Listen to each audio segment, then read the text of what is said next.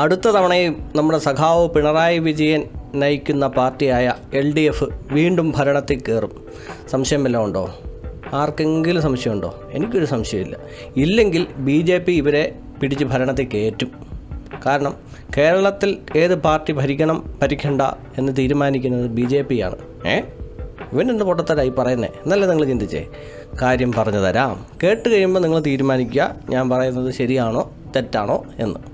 നിങ്ങൾ വിചാരിക്കുന്നുണ്ടോ BJPക്ക് കേരളം പിടിക്കാൻ സാധിക്കില്ല എന്ന്?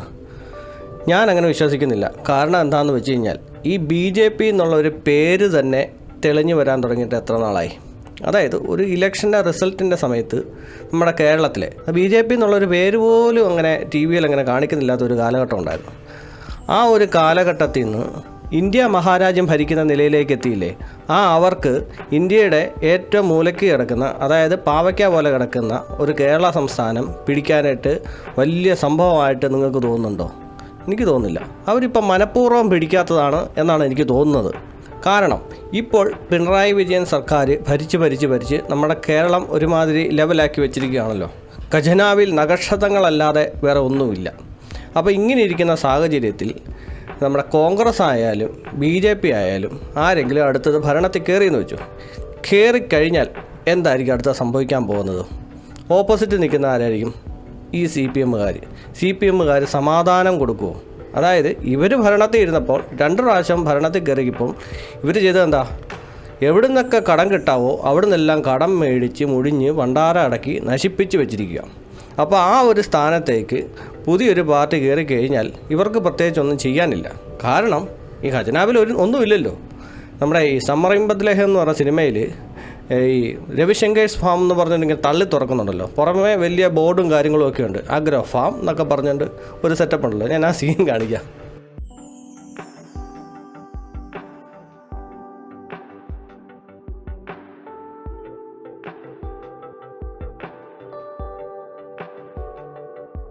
കണ്ടില്ലേ? ഈ ഒരു സീനാണ് എനിക്ക് ഓർമ്മ വരുന്നത്. അതായത് പുതുതായിട്ട് ഭരണത്തിലോട്ട് കയറുന്നവർ തള്ളി തുറന്ന് അകത്ത് കയറി കഴിയുമ്പം ഇതിനകത്തൊന്നും ഇല്ലേ? അപ്പോൾ അങ്ങനെ വരുമ്പോഴത്തേക്കും ഇവർക്ക് ഇതൊന്ന് ലെവലാക്കി എടുക്കണമെങ്കിൽ കുറേ സമയവും കാര്യങ്ങളൊക്കെ വേണം. പക്ഷേ ഇവർ ഓപ്പോസിറ്റ് നിൽക്കുന്നുണ്ട്. അതായത് ഈ CPM-കാർ ഇപ്പുറത്ത് നിൽക്കുന്നുണ്ട്. ഇവർ തുടങ്ങും സമരം. ഞങ്ങളുണ്ടായിരുന്നപ്പോഴത്തേക്ക് ഞങ്ങൾ എന്തെല്ലാം കാര്യങ്ങൾ ചെയ്തു, ഇവിടെ എത്രയ്ക്ക് ബുദ്ധിമുട്ടുണ്ടായിരുന്നോ മറ്റേതാ മറിച്ചാണെന്ന് പറഞ്ഞ് ഇവന്മാർ തുടങ്ങും. അപ്പോൾ ഈ അടിമക്കമ്മിയായിട്ടുള്ളവർ ഇതൊരു ക്യാപ്സൂളായിട്ട് എടുക്കും. ശരിയാണല്ലോ, ഞങ്ങളെ പാർട്ടി ഭരിച്ചുകൊണ്ടിരുന്നപ്പോൾ ഇന്ന കാര്യങ്ങൾ ചെയ്തല്ലോ, കിറ്റ് കൊടുത്തല്ലോ, മറ്റാണല്ലോ മറിച്ചാണല്ലോ എന്നൊക്കെ ഇവർ തള്ളും. കടം മേടിച്ചാണ് ഇതൊക്കെ ചെയ്തതെന്നുള്ള കാര്യം അവർ മറച്ചു വെക്കും. അപ്പം അങ്ങോട്ടോ ഇങ്ങോട്ടോ ഒന്ന് ചാഞ്ഞ് നിൽക്കുന്ന കുറേ ജനങ്ങളുണ്ട്. അതായത് കേരളത്തിലെ പ്രബുദ്ധരായിട്ടുള്ള ജനങ്ങൾ, അവരും ഇത് വിശ്വസിക്കും. ശരിയാണല്ലോ, നേരത്തെ ഇവർ ഭരിച്ചുകൊണ്ടിരുന്നപ്പോൾ ഇത്ര കുഴപ്പമില്ലായിരുന്നല്ലോ എന്ന് അവരും ചിന്തിക്കും. അപ്പോൾ അങ്ങനെ സംഭവിക്കാതിരിക്കണമെങ്കിൽ എന്ത് ചെയ്യണം? ഈ CPM എന്ന് പറഞ്ഞ പാർട്ടി തന്നെ ഇവിടെ ഇല്ലാതാകണം. അവരങ്ങനെ ഇല്ലാതാകണമെന്നുണ്ടെങ്കിൽ എന്ത് ചെയ്യണം? ഇവരെ വീണ്ടും എങ്ങനെയെങ്കിലും ഭരണത്തിലോട്ട് കയറ്റിയിരുത്തണം. അപ്പോൾ അവിടെ ഇരുന്നുകൊണ്ട് തന്നെ തന്നെത്താനെ നശിച്ചോളൂ. മനസ്സിലായോ? അതായത് വെടക്കാക്കി തനിക്കാക്കുക എന്നുള്ള പരിപാടിയാണ് BJP ഇവിടെ ചെയ്യുന്നത്. ഇവർ വീണ്ടും ഭരണത്തിൽ കയറണം. അങ്ങനെ ഭരണത്തിൽ കയറിയിട്ട് ഈ കേരളം കുറച്ചും കൂടെ നശിക്കണം. എന്നെങ്കിൽ മാത്രമേ ഉള്ളൂ കുറച്ച് പേർക്കും കൂടെ കാര്യങ്ങൾ വ്യക്തമാകത്തുള്ളൂ. അതായത് ഇപ്പോഴും അടിമജീവിതം നയിക്കുന്ന ഒരുപാട് പേരുണ്ട്. അവർക്കിതുവരെ കാര്യം പിടികിട്ടിയിട്ടില്ല. അവർക്കിതിപ്പോൾ ഭയങ്കര നല്ല രുചിയുള്ള ഏതാണ്ട് സാധനം തരുന്നതായിട്ടാണ് അവർക്ക് ഫീൽ ചെയ്യുന്നത്. അവർക്ക് മനസ്സിലാകണമെന്നുണ്ടെങ്കിൽ ഒന്നും കൂടെ ഈ പാർട്ടി ഭരണത്തിൽ കയറണം. കേരളം കുറച്ചും കൂടെ നശിക്കാനുണ്ട്. അതും കൂടെ അങ്ങ് നശിച്ച് കഴിയുമ്പോഴത്തേക്കും അവർക്ക് ഓട്ടോമാറ്റിക്കായിട്ട് കാര്യങ്ങൾ മനസ്സിലാകും എന്നാണ് എനിക്ക് തോന്നുന്നത്. അവർക്ക് മനസ്സിലായില്ലെങ്കിൽ പോലും എനിക്ക് തോന്നുന്നത് വീണ്ടും ഭരണത്തിൽ കയറി കഴിഞ്ഞാൽ അവസാനം ഞാനൊരു CPM-കാരനാണെന്ന് പറയുമ്പോൾ നാട്ടുകാരെടുത്തിട്ട് തല്ലുന്ന ഒരവസ്ഥ വരും. ആ ഒരു അവസ്ഥ വന്നെങ്കിൽ മാത്രമേ ഉള്ളൂ ഈ പാർട്ടി ഇല്ലാതാകത്തുള്ളൂ. ഈ പാർട്ടി ഇല്ലാതായെങ്കിൽ മാത്രമേ ഉള്ളൂ BJP വന്ന് കയറിയിട്ട് കാര്യമുള്ളതെന്നാണ് എനിക്ക് തോന്നുന്നത്. ഇത് തന്നെയാണ് അവർ ബംഗാളിലൊക്കെ നടത്തിയെടുത്ത ഒരു പരിപാടി എന്ന് പറഞ്ഞു കഴിഞ്ഞാൽ. അവിടെ എന്താ സംഭവിച്ചത്? അവസാനം ജനങ്ങൾ തന്നെ ഓടിച്ചിട്ട് തല്ലുമായിരുന്നു. പാർട്ടി ഓഫീസൊക്കെ ഇപ്പം BJP-യുടെ ആണ്ട് ഓഫീസായി മാറിയെന്ന് എനിക്ക് തോന്നുന്നത്. ആ ഒരു സ്ഥിതിയിലോട്ട് വരാൻ വേണ്ടിയിട്ടുള്ള പരിപാടിയാണ് ഇവർ ഈ ചെയ്യുന്നത് BJP-ക്കാരെ. അല്ലാതെ കണ്ട് മോദിക്കും അമിത്ഷായ്ക്കും എന്താ കേരളത്തിലെ ഭരണം പിടിക്കാൻ അറിയത്തില്ലെന്നാണ് വിചാരം. അതുപോലെ തന്നെ കേരളത്തിലെ സംസ്ഥാന പ്രസിഡന്റ് K. സുരേന്ദ്രൻ ജി, ഇദ്ദേഹത്തെ കൊണ്ട് പ്രത്യേകിച്ച് ഇവിടെ കാര്യമൊന്നുമില്ല, അദ്ദേഹത്തെ കൊണ്ടൊന്നും ഇവിടെ ഭരണം പിടിക്കാൻ ഒക്കത്തില്ല എന്നുള്ള കാര്യമെല്ലാം കേന്ദ്രത്തിൽ അറിയാം. പക്ഷേ അവർ ഈ K. സുരേന്ദ്രനെ തന്നെ അവിടെ പിടിച്ചു വെച്ചിരിക്കുക, മനഃപൂർവ്വം പിടിച്ചു വെച്ചിരിക്കുന്ന. കാരണം ഈ K. സുരേന്ദ്രനെ ഒരുമാതിരിപ്പെട്ട പാർട്ടി അണികൾക്കൊന്നും വലിയ താല്പര്യമൊന്നുമില്ല. അപ്പോൾ ആ ഒരു നേതൃത്വത്തിലേക്ക് വേറൊരാൾ വന്നെന്ന് വെച്ചോ. അതായത് ഈ അണികൾക്ക് താല്പര്യമുള്ള ഒരു വ്യക്തി വന്നു കഴിഞ്ഞാൽ ഈ അണികൾ അങ്ങ് പ്രവർത്തിക്കാൻ തുടങ്ങും.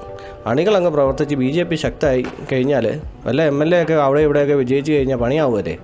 അങ്ങനെ ഒരു സാഹചര്യത്തിൽ ഒരുപക്ഷെ ഭരണമൊന്നും കിട്ടത്തില്ലായിരിക്കും, പക്ഷെ അത് നെഗറ്റീവായിട്ട് ബാധിക്കും. കാരണം CPM-കാർ തന്നെ കയറുമെന്നാണല്ലോ ഞാൻ പറഞ്ഞത്. ഇപ്പോൾ CPM തന്നെ ഭരണത്തിൽ വന്നു കഴിഞ്ഞാൽ ഈ MLA-കളൊക്കെ കൈ പിടിച്ച് കെട്ടിയ വെച്ച അവസ്ഥയായിരിക്കും അല്ലേ, അവർക്കൊന്നും ചെയ്യാനൊക്കത്തില്ല. അപ്പോൾ ജനങ്ങൾ നോക്കുമ്പോൾ ഇവന്മാരെ വിജയിപ്പിച്ചിട്ടും പ്രത്യേകിച്ച് കഥയൊന്നുമില്ലോ എന്നുള്ളൊരു സ്ഥിതിവിശേഷം വരും.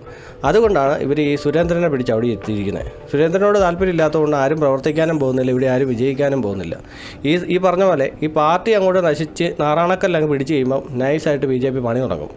ആദ്യം സുരേന്ദ്രനെ പിടിച്ച് മാറ്റും, അതിനുശേഷം വേറെ നല്ലൊരു വ്യക്തിയെ കയറ്റിയിരുത്തും. പിന്നെ ഇതിൻ്റെയൊക്കെ മെയിനായിട്ടൊരു പാർട്ടിയുണ്ട്, അടങ്ങിയിരിക്കുന്ന ഒരു ടീമുണ്ട്. ആരാണെന്നറിയോ? RSS പതുക്കെ സടവുടഞ്ഞ് അങ്ങോട്ട് എഴുന്നേക്കും, പിന്നെ അങ്ങോട്ട് വർക്കും തുടങ്ങും, പിന്നെ പടപടാന്നായിരിക്കും പരിപാടി. അതാണ് സംഭവിക്കാൻ പോകുന്നത് എന്നാണ് എൻ്റെ ഒരു കാഴ്ചപ്പാട്. പിന്നെ ഈ പിണറായി വിജയൻ സർക്കാർ തന്നെ വീണ്ടും ഭരണത്തിൽ കയറുമെന്ന് പറയാനായിട്ട് മറ്റൊരു കാരണം കൂടെ ഉണ്ട്. അതായത് നമ്മുടെ നാട്ടുകാരെ അറിയാമല്ലോ, പ്രബുദ്ധരാണല്ലോ. അവർക്കിപ്പോൾ എന്നെ 100 വെളിച്ചെണ്ണയും 1 കിലോ കാപ്പുപൊടിയും 1/2 കിലോ പഞ്ചസാരയും കൂടെ കയ്യിലോട്ട് വെച്ച് കൊടുത്തു കഴിഞ്ഞാൽ അവർ പോയി വോട്ട് കുത്തും. അങ്ങനെയുള്ള ഒരു നാട്ടിൽ ഈ പ്രാവശ്യം കിറ്റായിരിക്കാൻ സാധ്യതയില്ല. ഈ പ്രാവശ്യം ഒരു 2025 അവസാനത്തോട് കൂടിയിട്ട് ഇവർ മറ്റേ പരിപാടി നടത്തും. ഏതാ? വയനാട്.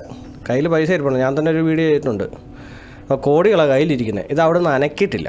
ഇപ്പോൾ അനക്കാതിരിക്കുന്നതിൻ്റെ കാരണം എന്താണെന്ന് ഞാനിങ്ങനെ ആലോചിച്ചപ്പോഴാണ് മനസ്സിലായത്. ഈ 2025 അവസാനത്തോട് കൂടിയിട്ട് അപ്പോൾ അതൊക്കെ വയനാട്ടിലെ പരിപാടി അങ്ങ് തുടങ്ങും. നാട്ടുകാരായത് പിരിച്ചെടുത്ത പൈസയൊക്കെ തന്നെയാണ്. പക്ഷേ ഇത് ജനങ്ങൾ നോക്കുമ്പോഴത്തേക്കും വാവ്, പിണറായി വിജയൻ എത്ര നല്ല കാര്യങ്ങളാണ് ചെയ്തു കൂട്ടുന്നത്. വയനാട്ടിലെ ആളുകൾക്ക് വേണ്ടി ആ വീട് വെച്ച് കൊടുക്കുന്ന പരിപാടി തുടങ്ങി. വാവ്, സൂപ്പർ, നല്ല ഭരണം. അതായത് ഈ പഴയ കാര്യങ്ങളെല്ലാം മറക്കും. ആ സമയത്ത് എന്താണോ നടക്കുന്നത് അത് മാത്രമേ ഉള്ളൂ നമ്മുടെ ജനങ്ങൾക്ക് ഓർമ്മ നിൽക്കത്തുള്ളൂ. ബാക്കിയെല്ലാം മറക്കും. സ്വാഭാവികമാണല്ലോ അത്. അപ്പോൾ അങ്ങനെ വരുമ്പോഴത്തേക്കും ഉറപ്പായിട്ടും വീണ്ടും കയറും. ഈ ഒരു വിഷയത്തിൽ അഖിൽമാരാർ ഫേസ്ബുക്കിൽ ഒരു പോസ്റ്റ് ഇട്ടിട്ടുണ്ട്. നമുക്ക് ആ പോസ്റ്റ് ഒന്ന് വായിച്ചാലോ? അടുത്ത നിയമസഭാ തെരഞ്ഞെടുപ്പിലും ഇടതുപക്ഷം ജയിക്കും. കാരണം അത്രയേറെ ചിന്താശേഷി ഇല്ലാത്ത ഒരു പ്രതിപക്ഷമാണ് നമുക്കുള്ളത്. എങ്ങനെയാണ് കമ്മ്യൂണിസ്റ്റ് പാർട്ടി വീണ്ടും അധികാരത്തിലെത്തുന്നതെന്ന് ഞാൻ പറയാം. നിലവിൽ വലിയ ഭരണവിരുദ്ധ വികാരമാണ് പിണറായി സർക്കാരിനുള്ളത്. ഏതാണ്ട് ഇതുപോലെ തന്നെയായിരുന്നു 2016 മുതൽ 2020 വരെയും. എന്നാൽ കോവിഡ് വന്നു, സാഹചര്യം മാറി, ജനങ്ങളെല്ലാം മറന്നു. പിണറായി പുണ്യാളനായി. 750 കോടി കയ്യിലുണ്ടായിട്ടും നിരവധി ഓഫറുകൾ ലഭിച്ചിട്ടും നാളിതുവരെ വയനാട്ടിലെ ദുരിതബാധിതർക്ക് വേണ്ടിയിട്ട് ഈ സർക്കാർ ഒന്നും ചെയ്തിട്ടില്ല. എന്തുകൊണ്ടാണ് ആ മനുഷ്യരെ ഇങ്ങനെ വലയ്ക്കുന്നത്? അവിടെയാണ് പാർട്ടിയുടെ ബുദ്ധി. 2025 പകുതിക്ക് ശേഷം വയനാട്ടിൽ കാര്യങ്ങൾ ചെയ്തു തുടങ്ങും. അതാണ് ഞാൻ പറഞ്ഞത്. ശരിയല്ലേ? 2025 പകുതിയാകുമ്പോഴത്തേക്കും ഇവന്മാർ പരിപാടി സ്റ്റാർട്ട് ചെയ്യും. അപ്പോൾ ജനങ്ങൾ കണ്ടുകൊണ്ടിരിക്കുകയാണല്ലോ. ബാക്കി വായിക്കാം. 2026 മാർച്ചോടെ കാര്യങ്ങൾ പൂർത്തിയാകും. അതോടെ പാവങ്ങളുടെ കണ്ണീരൊപ്പിയ പിണറായി മഹാനായി മാറും. ഏകദേശം ഈ വർഷം അവസാനത്തോടെ ദേശീയപാത വികസനം കേന്ദ്രം പൂർത്തിയാക്കും. PR ആശാനായ മരുമോൻ മന്ത്രി സകല പെരുങ്ങോടന്മാരെയും വെച്ച് നാട് മുഴുവൻ പാടി അറിയിക്കും. ഇത് ഇടതു സർക്കാരിൻ്റെ നേട്ടം. വയനാടിന് വേണ്ടി നല്ലത് ചെയ്ത സർക്കാരിനെ എതിർക്കാൻ കോൺഗ്രസിന് കഴിയുമോ? ഇല്ല. നാഷണൽ ഹൈവേ മോദിയുടെയും നിതിൻ ഗഡ്കരിയുടെയും ഇച്ഛാശക്തിയുടെ വിജയമാണെന്ന് കോൺഗ്രസിന് പറയാൻ പറ്റുമോ? അതുമില്ല. ശരിയാണല്ലോ, അവരെ കൊണ്ട് ഒരിക്കലും പറയാൻ സാധിക്കത്തില്ല. അങ്ങനെ പറഞ്ഞാൽ പണി പാടുമല്ലോ. പെൻഷൻ പ്രശ്നങ്ങൾ പരിഹരിക്കും. അതിനേക്കാൾ ഉപരി ഓരോ മണ്ഡലങ്ങളിലും CPM മികച്ച സ്ഥാനാർത്ഥികളെ നിർത്തുമ്പോൾ അപ്പുറത്ത് അധികാരക്കൊതി മൂത്ത കടൽക്കിഴവന്മാർ സീറ്റിനു വേണ്ടി പരസ്പരം കൊത്തിക്കീറും. ജയിച്ചാൽ മുഖ്യമന്ത്രിയാവണം എന്ന് മനസ്സിലാഗ്രഹമുള്ള ഓരോരുത്തരും പാർട്ടിയിലെ തൻ്റെ എതിരാളികളെ തോൽപ്പിക്കാൻ കൂടുതൽ ആഗ്രഹിക്കും. കറക്റ്റ് കാര്യമാണ് പറഞ്ഞത്. കോൺഗ്രസിൻ്റെ കാര്യമാണ് പറഞ്ഞത്. കോൺഗ്രസ്സിൽ ഇങ്ങനെ ഒരു സാഹചര്യം ഉള്ള കാര്യം എല്ലാവർക്കും അറിയാം. അതായത് കംപ്ലീറ്റ് നേതാക്കന്മാരാണ്. അവർ തന്നെ സീറ്റിന് വേണ്ടിയിട്ട് അങ്ങോട്ടും ഇങ്ങോട്ടും വഴക്കാം. മുഖ്യമന്ത്രിയുടെ സ്ഥാനത്തിന് വേണ്ടിയിട്ടാണെങ്കിൽ അതിലും വഴക്ക്. അപ്പോൾ അങ്ങനെ ഒരു ഇതിനകത്ത് വേറെ കോമഡി ഉണ്ട് കേട്ടോ. ഇങ്ങനെ ഒരു സ്ഥലത്തേക്കാണ് നമ്മുടെ സന്ദീപ് ജി ചെന്ന് കയറി കൊടുത്തത്. അദ്ദേഹത്തിൻ്റെ കാര്യം എന്താവോ, വല്ല സീറ്റോ വല്ലതും കിട്ടുമോ? ഒരു സ്റ്റൂളെങ്കിലും കിട്ടിയാൽ മതിയായിരുന്നു. പാവമുണ്ട്. എന്തായാലും ആട്ടെ. അപ്പോൾ അങ്ങനെ ഒരു സാഹചര്യത്തിൽ ഒരു കാരണവശാലും കോൺഗ്രസ് വീണ്ടും കയറുമെന്ന് തോന്നുന്നില്ല. ഇന്നലകളിൽ കോൺഗ്രസ്സിന് വോട്ട് ചെയ്ത പലരും മരണപ്പെട്ടു പോകുമ്പോൾ പുതിയ തലമുറയെ ഒരു രീതിയിലും ഈ പാർട്ടി ആകർഷിക്കുന്നില്ല. അവർക്കാണെങ്കിൽ രാഷ്ട്രീയം തീരെ താല്പര്യവുമില്ല. അവർക്കിഷ്ടമുള്ള വിശ്വാസമുള്ള നേതാക്കന്മാർ ഷാഫി, രാഹുൽ, മാത്യു കുഴൽനാടൻ ഒഴിച്ച് ആരുമില്ല എന്ന അവസ്ഥയിലായി പ്രതിപക്ഷ നിരയിൽ. അതിനേക്കാൾ ഉപരി ഇടതുപക്ഷത്തെ വീണ്ടും അധികാരത്തിൽ എത്തിച്ച് നശിപ്പിക്കാനും അധികാരത്തിൽ നിന്നും കോൺഗ്രസിനെ മാറ്റി നശിപ്പിക്കാനും ചാണക്യതന്ത്രങ്ങൾ BJP ഒരുക്കുന്നു. ഇതാണ് ഞാൻ മുമ്പേ പറഞ്ഞത്. അതായത് കോൺഗ്രസ് മുക്ത ഭാരതം എന്നാണ് BJPയുടെ ഒരു അജണ്ട തന്നെ. അപ്പോൾ അവരെ അത് ഏതാണ്ടൊക്കെ തീരുമാനമാക്കി. ഇനിയിപ്പോൾ ഈ നമ്മുടെ ഈ പാവയ്ക്ക പോലുള്ള കേരളത്തിൽ കുറച്ച് CPMകാരുണ്ട്. അവരെയും കൂടെ അങ്ങ് പറപ്പിച്ച് കഴിഞ്ഞാൽ സംഭവം സെറ്റായി. അവസാനമായിട്ട് ഒരു കാര്യം കൂടെ പറയാം. അതായത് ഈ CPM ഇവിടെ നമ്മുടെ കേന്ദ്രത്തിൻ്റെ പദ്ധതികളെല്ലാം അടിച്ചു മാറ്റി പേര് മാറ്റിയിട്ട് നമ്മുടെ ഇവിടെ പ്രചരിപ്പിക്കുന്ന കാര്യങ്ങളൊക്കെ അറിയാമല്ലോ. അപ്പോൾ പക്ഷേ നമ്മളെപ്പോലുള്ള സാധാരണ ജനങ്ങൾക്ക് ഇതറിയാമെന്നുണ്ടെങ്കിൽ കേന്ദ്രത്തിന് ഇതറിയാൻ മേലായിരിക്കുമോ?